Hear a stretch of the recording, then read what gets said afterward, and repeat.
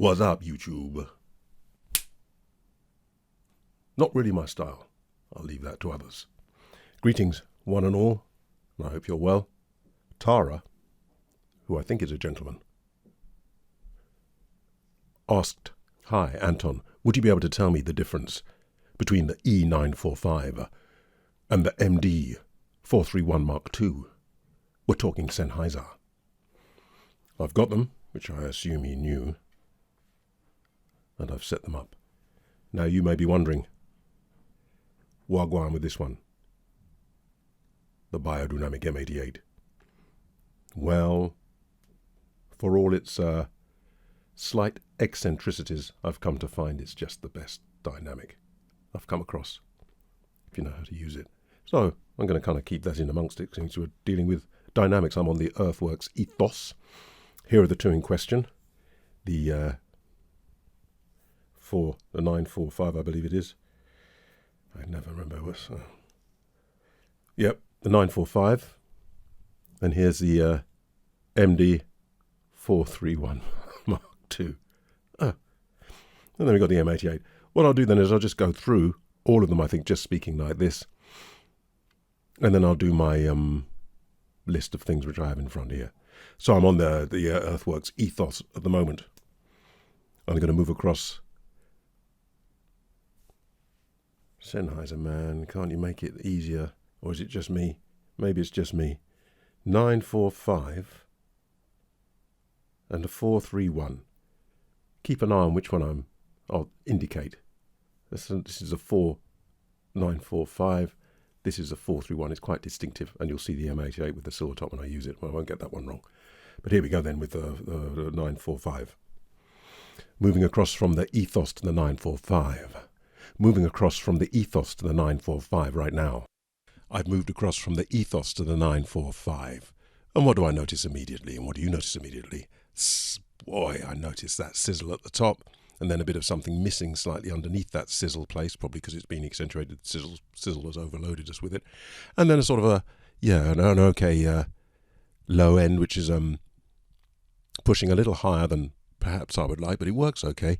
Generally, I'm going to bring it a bit closer now.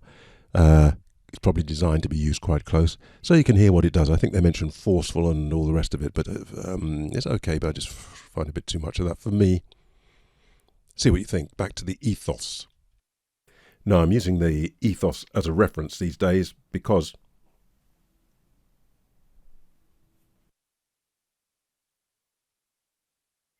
noticed in one of the other videos that I've been fiddling about and pulled the top off slightly, so there's a gap around there. Well, because it's because I have it, thank you very much, Earthworks, and it means I can leave the 33 in the hood, which is that isovox thing that I have to keep unplugging things and moving things around. And this is as near to the 33 as I've heard. So I'm happy to use it as a reference. Moving across now to the 43, this one. The spaceship type one. This is the Ethos, and now I'm going to move across. And now I've moved across. Now I've moved across. Now I've moved across, and what do I notice immediately? Obviously not so much detail, but yeah. Nothing's jumping out at me particularly. I'm going to bring it closer. Let me get rid of this one so I don't confuse you. Nothing's jumping out at me particularly. I'm going to bring it closer still. Yeah. There's a kind of a smoothness, isn't there, going back to the Ethos. This is back on the Ethos. Back on the Ethos. We'll go through the breath things later. So, just for comparison, just for completeness, I've got the M88, which I'm going to move to now.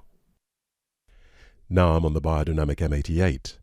Now I'm on the Beyerdynamic M88. Now I'm on the Beyerdynamic M88.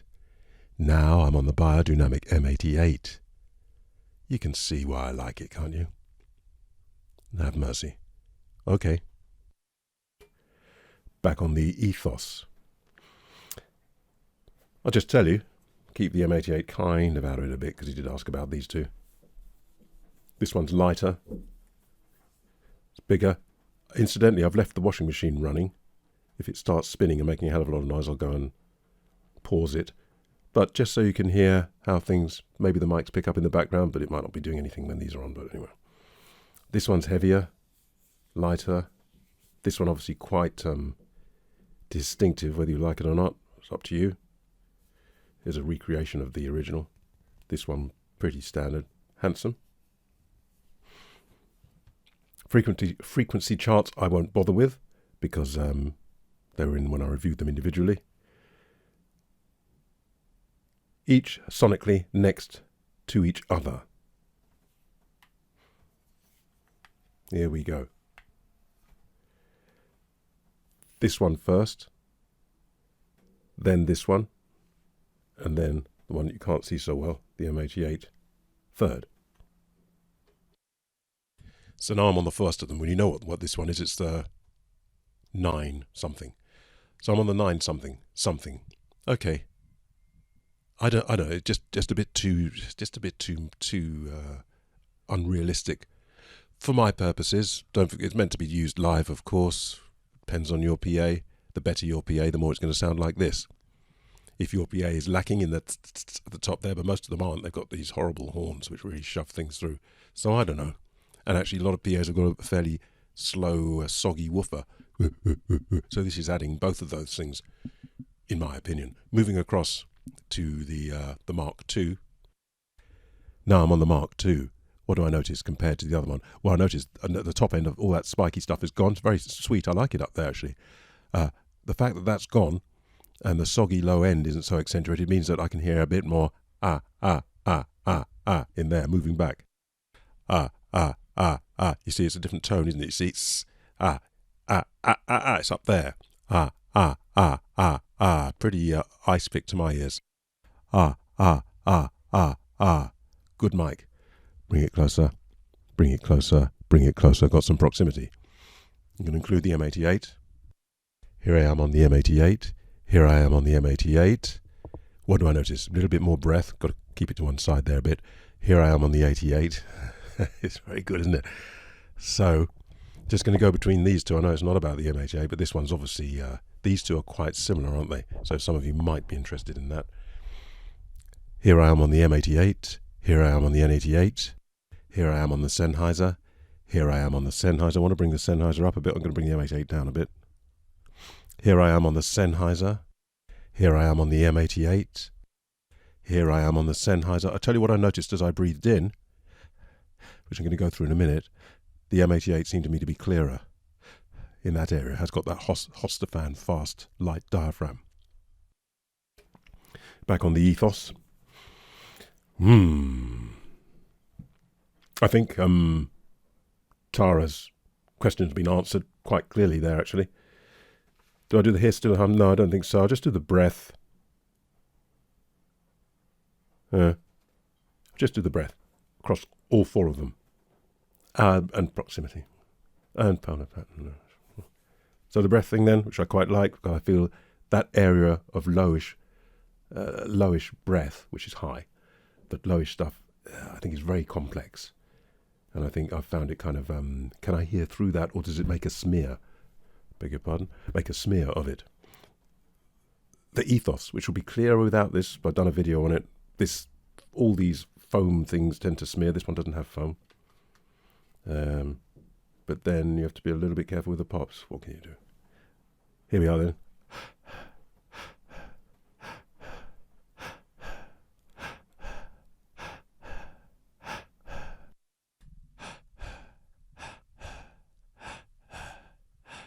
Is it me? It seems to be some grain in there as well.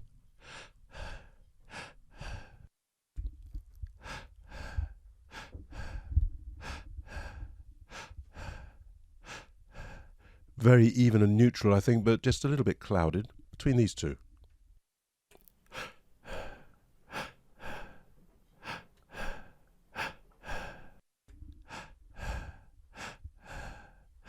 Yeah, but nice. Between these two.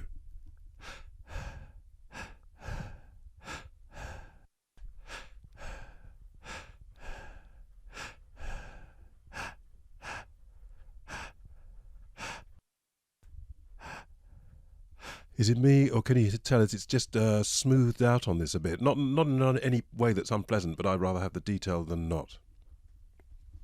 Just quickly check this whilst I'm on it. There we go. Round there, round there, round there, round there, round there. Seems to be very good rejection to me. Round there, a little bit there at the back. So is it supercardioid? Supercardioid, here's the side. Very good rejection at the side. A little bit of leakage there. I'm suspecting supercardioid. For completeness, the Beyer M88, which I know is supercardioid, round there, round there, round there, round there, round, similar to the Sennheiser, and then round there, tight rejection there, good lord, and then coming round on the front. Now I can't remember about this one. I have a feeling this might be supercardioid, I don't know. Here we are on the front, going round the side, side, side, side, tight rejection there, coming round to the back, coming round to the back, coming round to the back, just about there. Good rejection on this one there, I think better than the other two there. Maybe it's a different polar pattern, I'm not sure. Coming round, coming round, coming round, coming round, good rejection. You can hear there the tone change is quite... You might have problems with that at that angle with tweeters, I'm wondering. You can see the angle roughly there if it starts to pick up, but mostly just that top bit. And then coming round to the front. Pops. Peter Piper picked a peck of pickled peppers. Peter Piper picked a peck of pickled peppers, not bad. Pops. Peter Piper picked a peck of pickled peppers. Peter Piper picked a peck of pickled peppers, not bad. Pops. Peter Piper picked a peck of pickled peppers. Peter Piper picked a peck of pickled peppers. Not bad, but you can hear that low end thud if you've got headphones on. Talking about low end.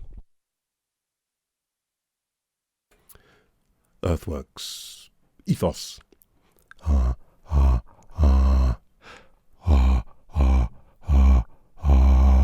Difference between the Ethos and the 33, because I can get closer to the 33's capsule a bit, and 33 goes a little bit lower, it seems to me. The Ethos does for me. I'd prefer if they sent me another 33 so I could leave that here. In fact, another 2 would be nice. I can leave one at school as well. But seeing as I think that's unlikely, this stays. Because it does enough.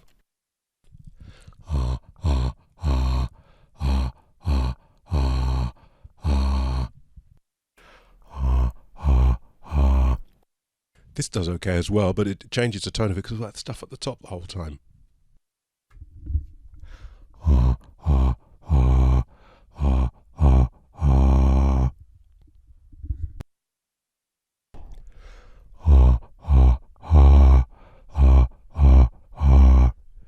Well, the grandmaster of the low end is this, but then of course I can get a lot closer to diaphragm because it's quite squat, whereas obviously diaphragm's further away there, certainly further away there, depending on where the diaphragm is, further away. This one, Ethos, I can get closer if I happen to want to do that kind of stuff. I know a lot of you don't, but I do actually, live as well.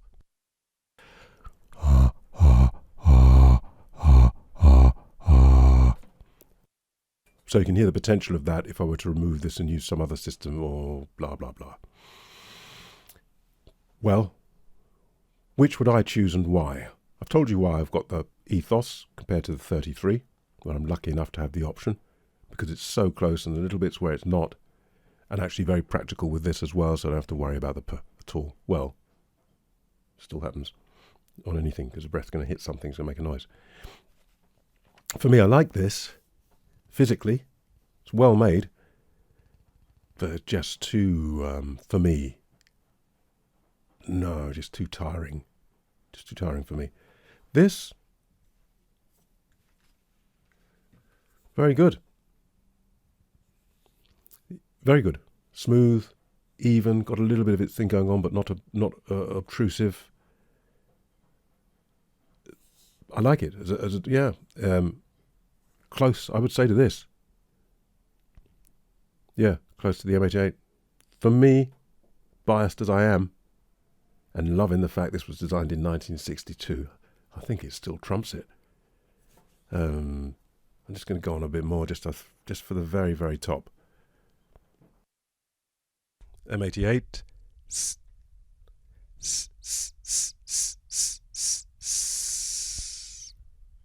Sennheiser Mark II.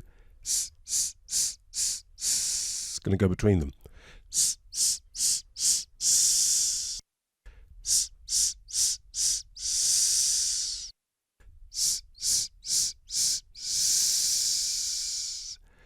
Sennheiser, it's got slightly different tones. The Sennheiser sounds just a little bit more sluggish up there, than the M88. Moving across, watch your ears, folks. Going from the Mark II Sennheiser to the 945, I believe it is. Sorry. The Mark II.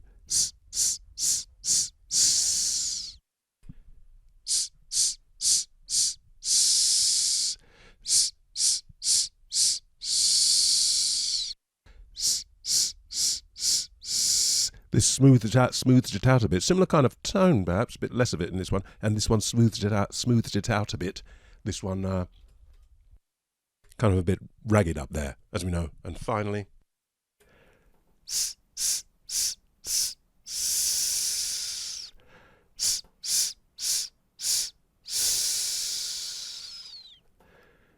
enough. It's too much already. Keep well. Hope that was of use to Tara. I feel confident that it will be. And I'll see you next time. Au revoir.